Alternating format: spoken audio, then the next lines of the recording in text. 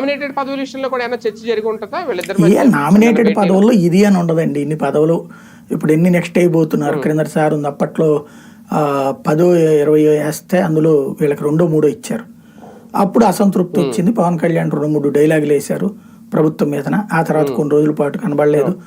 ఆ తర్వాత చంద్రబాబు గారితో భేటీ అయ్యారు. ఆ భేటీ అయిన తర్వాత దాదాపు 9, 10 వచ్చినాయి మొన్నటిసారి. అట్లాగా లెక్క ఉంటది.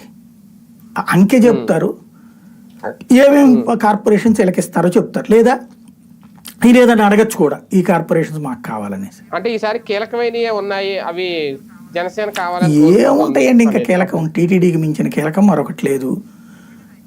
మరి ఇంకేముంది? మిగతా అన్ని కూడా నామకే వాస్తే అన్ని రోజు నడిచిపోతా ఉంటాయి అటిట్లలో.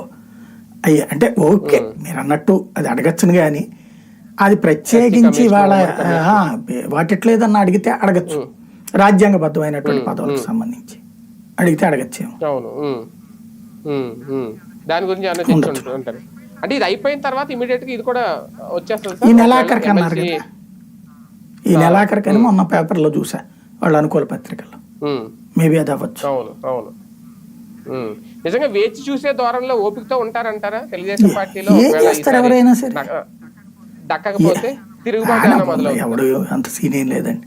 ఎక్కడికి పోతారు వాళ్ళు? చిన్న చిన్న అసంతృప్తులు ఉంటాయి.